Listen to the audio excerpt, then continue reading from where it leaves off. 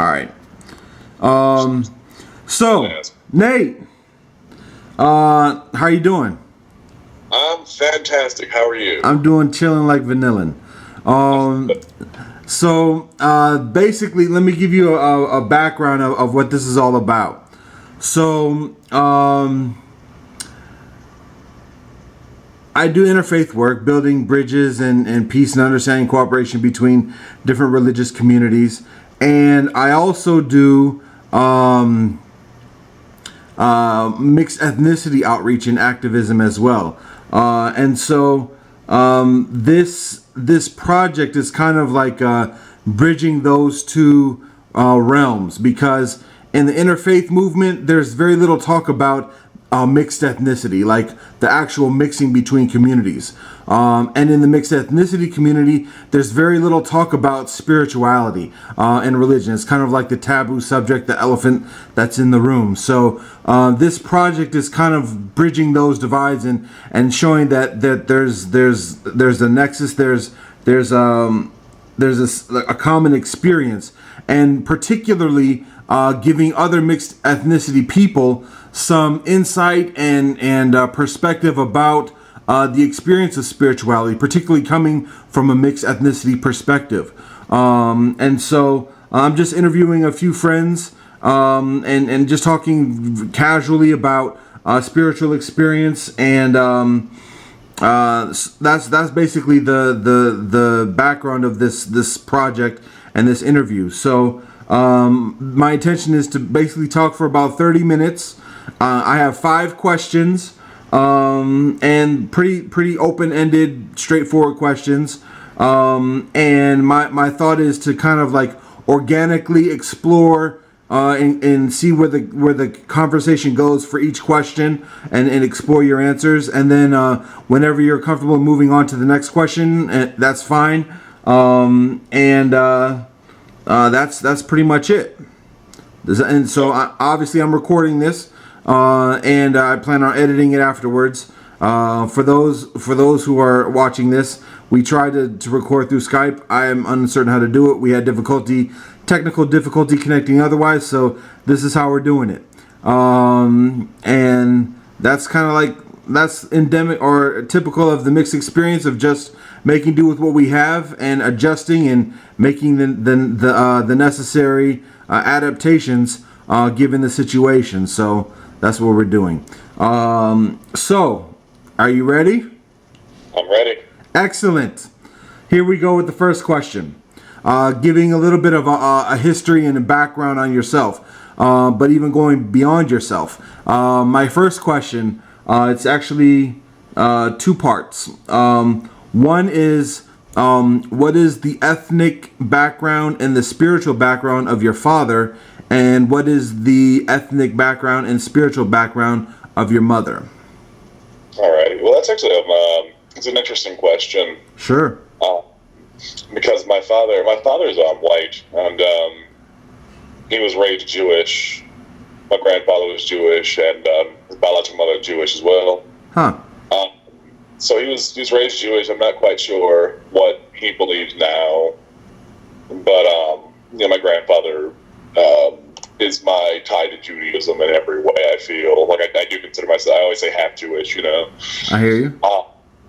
And it was funny. I always like talk about him, like he was Jewish, but he ate pork ribs. Like, he loved yeah, big ribs. It's really kind of funny. And,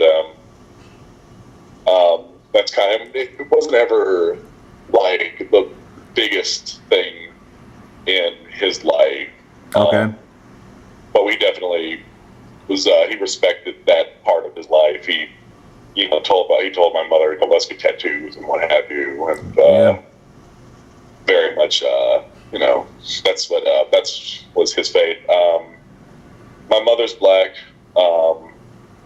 She was raised, I believe, Catholic. Her father was the son of a Baptist preacher in Mississippi. Wow. This is way during the Jim Crow era. Sure. So Mississippi Jim Crow. Yeah. Mississippi, excuse me.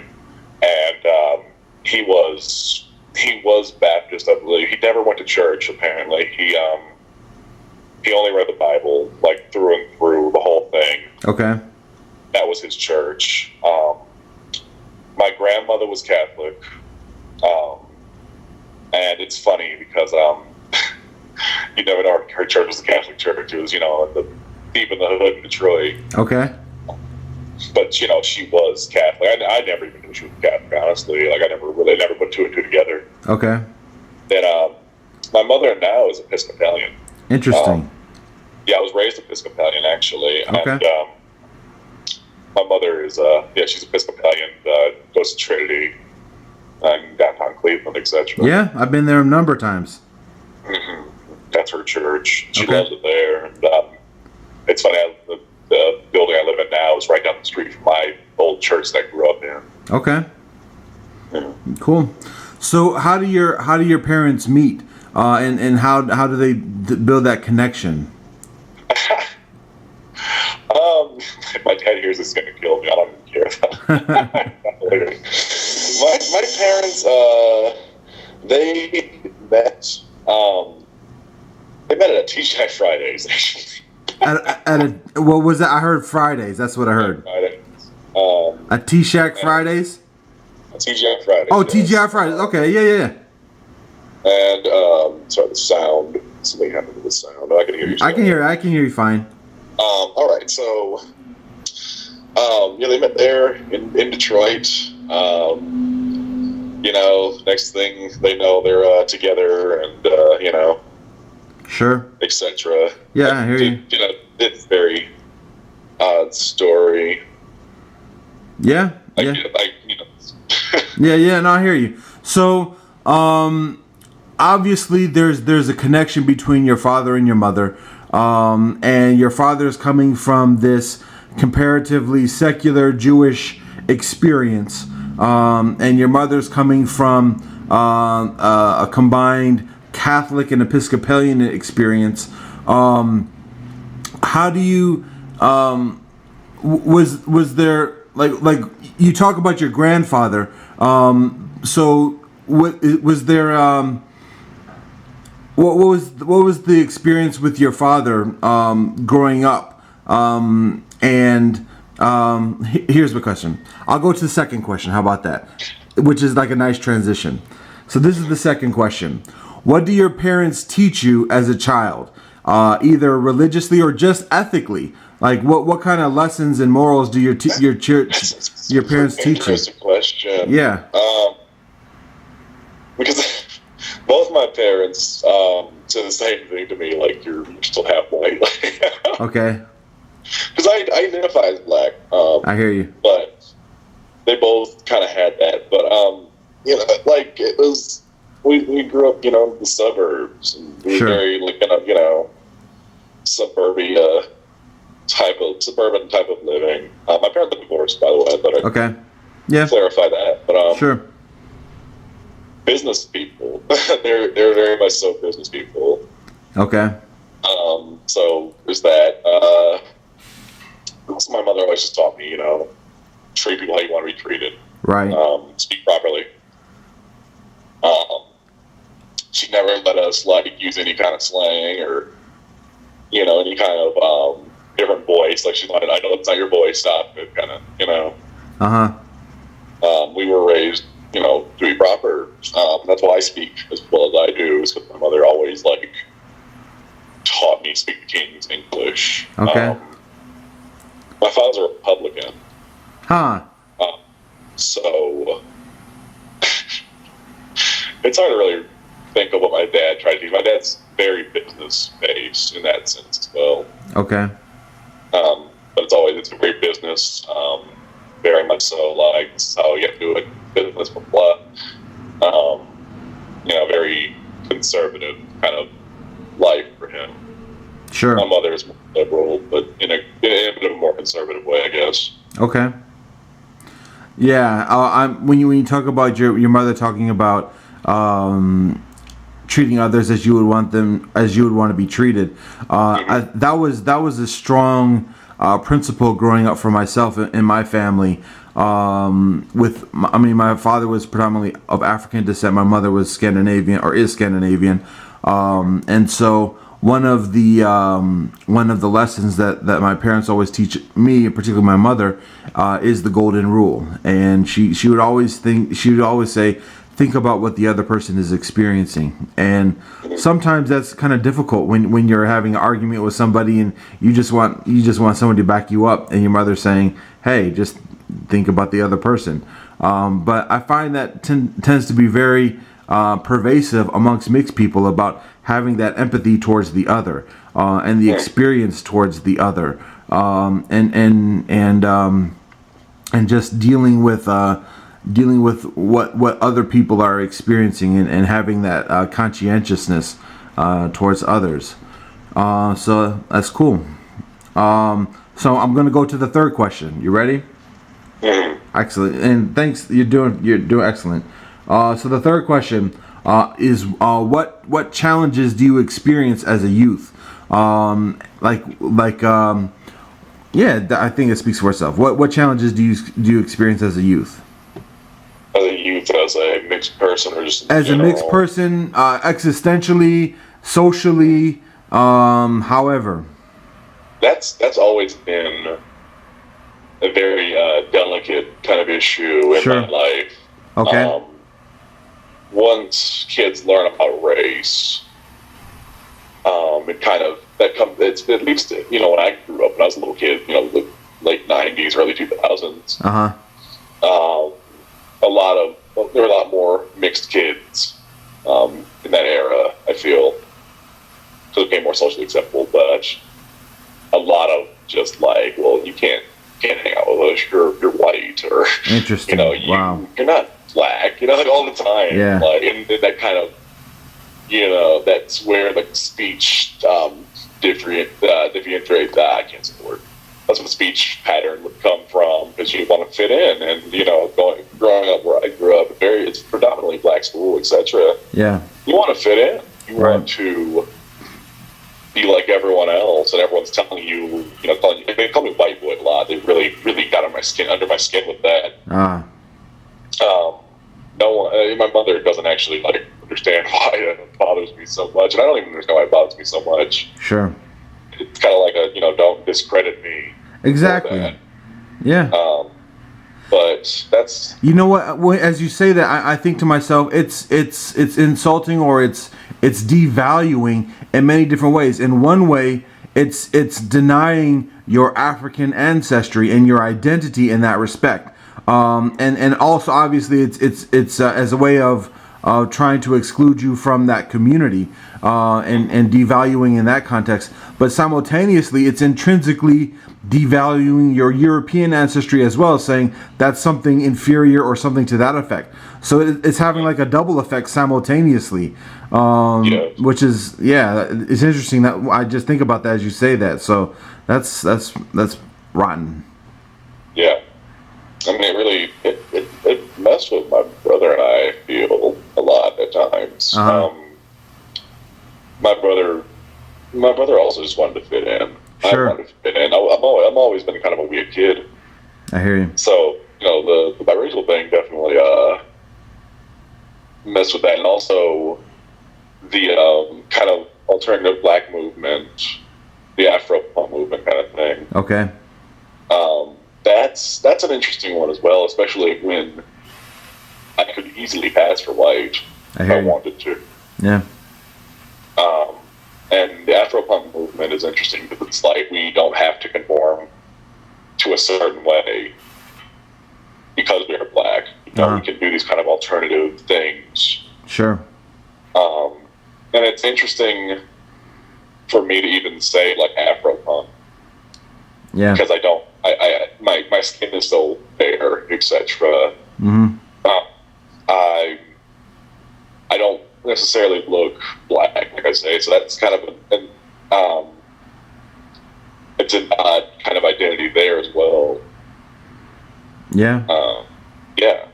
So that's another thing. So when everyone looks at you different, not only because you are biracial, you're also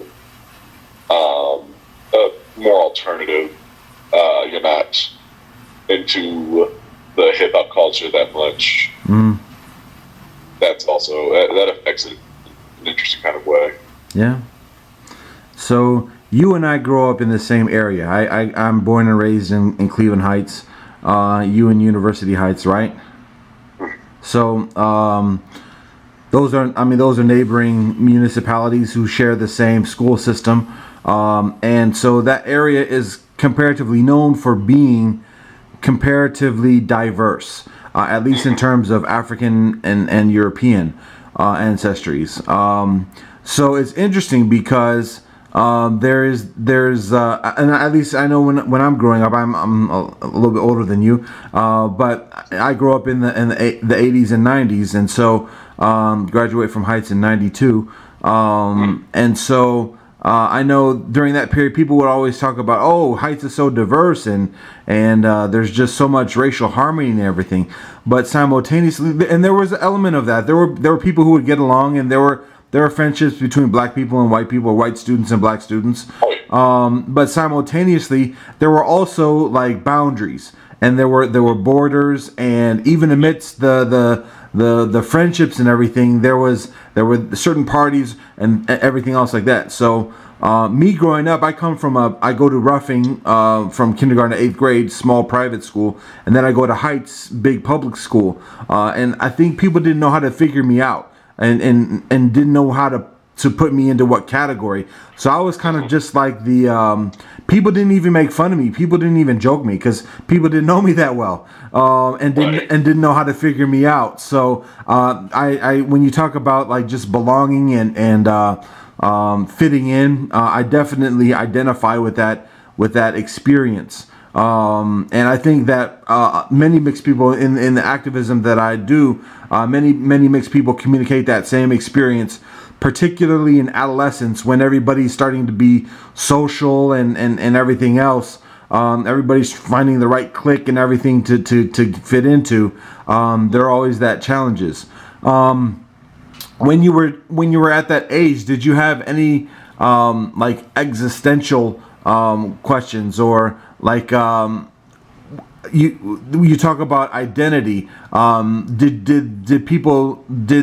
Did that challenge of fitting in translate into like who am I, or those bigger type of questions, or was it more of along the lines of just social? I wish I was with this group, or I wish this group would accept me, or something to that effect. It's an interesting question. Yeah, it's a little pointed, but yeah. I used to wish I was darker, honestly. Yeah, me too. It's an interesting kind of thing. I mean, yeah. I really did. I wish I was like darker. Yeah. So I could fit in with that crowd. Also, like I said, when you like the alternative kind of scene, when you identify with that, automatically, like people think, he's trying to be white. Because of that, and I definitely did. It took some searching in a way. Like, I knew what I liked. I knew who I was, what I liked, what I liked to do. I knew the kind of weird artsy stuff I enjoyed. Sure. Ventriloquist, which it's rare. It's rare in general. Yeah. But also for anyone of like African descent to be that. Right. So that already, that was another thing. Just a lot of, and then finally, it's just kind of like, I'm going to do what I want to do, and I'll find my own way. And I did. I found my own thing. Yeah. So that, and also, something I've always found interesting is when white people ask me questions. Like, as you mentioned, they didn't know how to really respond to you or what to ask you. I mean, I felt like I was the ambassador of black people sometimes. Sure, yeah. Certain questions, like, is it true that... I was like, is it true that black people do this? Like, right. Sure. Why not? Right. You start decoding the other ethnicity for other people. So yeah, I definitely know what that's like. That's excellent. So you kind of transition us all the way to question 4, which is what solutions do you find as an adult? So you experience these challenges of belonging and identity, and in perhaps existentialism to a certain extent, and you mentioned finding your artistry, your craft. You're a ventriloquist, a puppeteer, an artist, and so and you've been doing that since I've known you well over about a decade at this point, almost a decade. So you find that at an early age, and I know that arts is a very powerful vehicle for expression and reconciling the issues that we're experiencing in our psyche and in our interior. So maybe you can speak about the solutions that you find and how you go about that. I mean, the big thing about art I found is you have to, when you're doing your own personal art that is for yourself, you have your own self-fulfillment with that. No one is, paying you to make something for them. You have to do what makes you happy. You really have to, what is your voice? And once you find that voice, if that makes you feel however, you run with it. I mean, I have a few dummies, but one of my dummies, Skylar, I remember when I got Skylar, I knew I'd always wanted a black dummy. That was one thing. I always wanted a black dummy, and even crazier, I always wanted a biracial dummy, which I thought I would never find. I hear you. And everyone would send me links, what have you, like, oh look, it's just like you, and I'm like, that's way too dark. That's not what I'm looking for. Yeah. Etc. But finding that character was interesting. I said right away, I don't want any kind of stereotypes really linked with him. Okay. Because usually first of all, usually if there's a black book, it's a white guy performing him or her. And that's just how it is. It's like one of, I don't know, it's like one of a few different types of characters. It's either a rapper or Jamaican. Stereotypical. Very stereotypical, yeah. And that's mainly what you see with black ventriloquist dummies, like puppets, what have you. And I knew right away I didn't want that. Sure. I knew right away, I wanted a real person. Okay. And a character I identify with. I went with a very basic name. His name is Skylar Johnson. Okay. Skylar is just a teenager. He's an alternative kind of teenager. Okay. He likes, he's a stoner. He likes old bad movies and, very much still kind of punk. Okay. Sounds somewhat familiar to someone. It is. No, it's a lot. You put yourself into what you do. Yeah. He's a lot more high energy than me, though. Okay. That's the contrast. Okay. But I knew that I wanted a character and a real person. All right. And I also knew I wanted something I could identify with. I wanted something relatable, to the scene I'm into. It's funny, someone looked at him one time, because I'm always on Coventry, and they're like, "Whoa, he's a cover rat, isn't he?" I'm like, "Yeah, I guess he kind of is, yeah." Sure. Very much so, like a Cleveland Heights kind of guy. Yeah. So there's that too, and I really do feel like it was important for him to be real. Sure. Completely realistic. Yeah, character. Accessible. And also something someone could identify with. Yeah. Other than just a rapper or something. Sure. Cool. So in your routines, what kind of topics or issues do you find yourself exploring through the persona of Skylar? Uh, I market myself as an underground ventriloquist. Okay. That's, very, very much an alternative kind of culture. So it all depends. Like, I talked about Skylar's girlfriend one time. He's like talking. I was like, oh, I love her so much. She's got, this big blue eyes, this great like blonde hair with like red and blue stripes in it. And I'm like, oh, so you like white girls, huh? He's like, oh, yeah, it's like my daddy, So, Huh. and then I've had him talk about like people coming to him at school. He's like, oh, this guy came up to me and he's like, what's good, homie? He's like, hey, what's up? It's stuff like that. Like, they expect him to talk a certain way. Okay. A lot of my experiences go into that. Like, they expect him to be a certain way, they expect him to talk a certain way. Yeah. Kind of looks at them like you're an idiot. Like, yeah. Talk to me like a person I've heard you speak before. Sure. Talk to me like other people, like you talk to anyone else. Yeah. And I touch on topics like that, and I also, he's a stoner, so I make stoner jokes for sure. Okay. And the bad movie kind of references, like, what, you've never seen that? Like, you never, oh, you didn't see this kind of thing. Yeah. So it's not just a one-track kind of topic with him.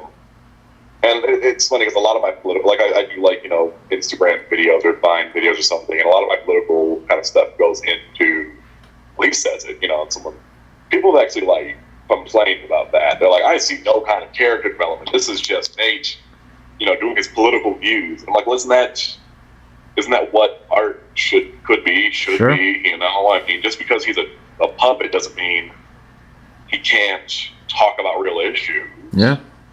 I mean, the earliest puppets talk about issues like Punch and Judy was very political when it first started, 350 plus years ago. Yeah. Let me pause you 1 second. All right, we're cool. All right, we're back again.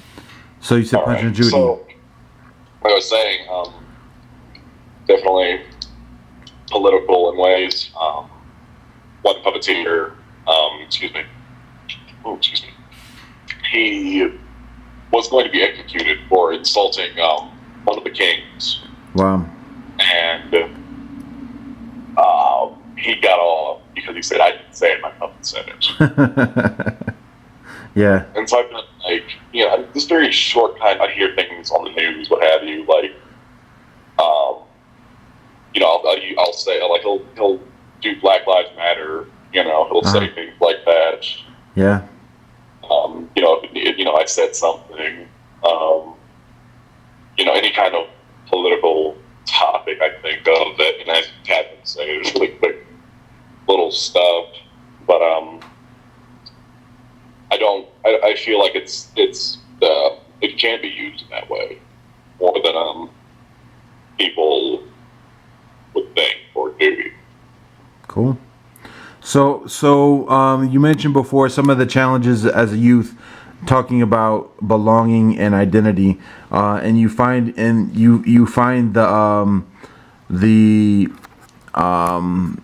you find art as a process of expression, but also resolution or reconciliation of some of the challenges that you experience. So, what are some of the lessons that you learn and solutions that you find as an adult about those previous challenges of belonging and identity that you find as an adult? I mean, that's once you stop worrying what everyone's going to think, you can definitely progress more, flourish more. Cool. Etc. Yeah. You can, once you stop worrying about that, and also art is therapy for me in ways. Sure. Like, I really, like, if I'm feeling awful, I'll draw something, I'll write, etc. Just get it out, like, even just for my own, personal use. Yeah. In that sense. And as far as identity goes, once again, just once you stop really caring, once you're an adult, you don't have to really worry all that much. I feel, at least. I mean, okay. I know people, once we got to high school, that's when it really started. Like, yeah, this is who we are. Sure. We don't have to like listen to what you listen to and do what you do. We're gonna do our own thing. Uh-huh. And I see people now that I knew like from middle school, and then I see like graduated together, etc. They're very much so doing their own thing, and they're proud of who they are. Yeah. Once you can be proud of who you are and still be a certain way. I know the natural hair movement's very big right now, Sure. which is really cool to see. Yeah, definitely. Women wearing their hair naturally, Yeah. rocking the afros, and like, Yeah. this is me, I'm beautiful. Right. And, you're not going to tell me what's beauty. Right. Once you really decide that for yourself, then, the identity process can happen. Once you decide, like, this is what I'm going to do. I don't care what you think, Yeah. And it's interesting because, and also it could be important to have the experiences I had as a kid because they make you who you are. Exactly. Yeah. When I was a kid, I'd come home crying basically because everyone's like making fun of me for being mixed. Wow. I had this thing like mixed kid issues, like when you're Sure. when you're the only black or white child at your family reunion kind of thing. Yeah. But it can definitely help with knowing yourself, knowing who you are, Yeah. and being comfortable with that. Yeah. Yeah. Excellent. So that kind of transitions us to the fifth and final question of the interview. And that question is, what message do you have to share with the universe? Given your background, your history, your challenges, your solutions, what wisdom, what lessons do you have to share for the universe? For the universe. Honestly, one of my biggest things I try to do is just be a good person. Sure. Do right by everyone. And that also means don't let people walk all over you, of course. But Sure. Definitely like treat people right. Be kind, be nice to people. Like not like once you don't let people walk all over you, but be polite, be nice. Respectful of people, and usually the favor will come back to you. Right. I know if I wasn't like as nice as I am, I would be nowhere. Sure. No matter what, I try to make sure that I respect everyone. Mm-hmm. I talk to people. I listen. I do what I can. I try to be as good a friend as possible. And Yeah. some people don't see it. That's their issue. Yeah. But if you really share, spread love and kindness, it can come back. I've been stranded places. People bought me taxis and like Uber rides. I was stranded Wow. because they knew me. Wow. I do my puppet work, and I usually work for adults, but when a kid is like really, because I do street performance, so when a kid is like really like in awe of what I'm doing, they don't know how it's working. That's amazing. Smile, laugh. It's Yeah. amazing feeling. You never know what can happen. It's nice. Sometimes people are mean sometimes, and that's their issue. Yeah.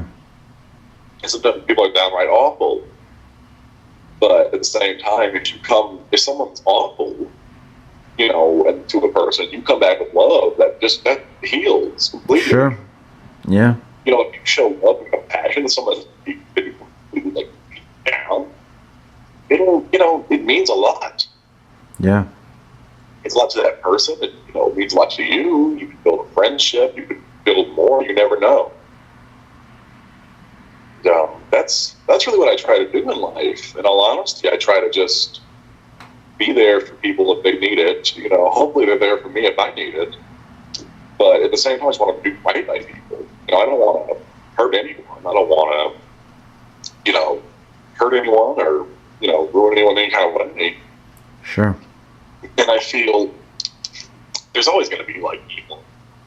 No. It's part of nature. Good and evil is part of nature. I don't believe there's such a thing as complete world peace, but at least be the person that causes peace and not fear. Yeah. I mean, you look at what's happening in the world today. A lot of hate. A lot of hate. Yeah. And people are responding with hate, which also comes from fear. Right.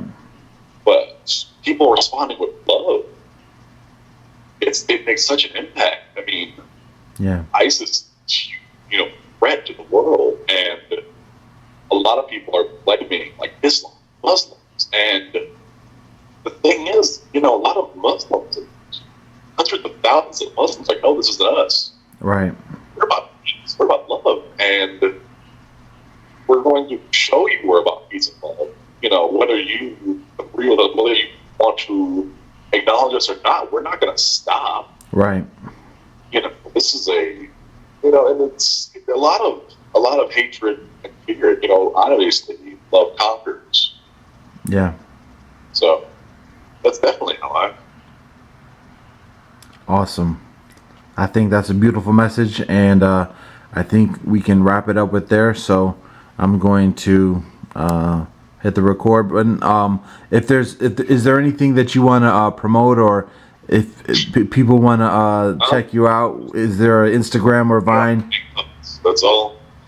I'm the one and only. That's my semi-claim to fame. I'm Nate Puppets. Nate Puppets. That's what I mean. Like, I already promoted myself a bit. I know I've been ventriloquist, etc. But I don't want to cheapen the message.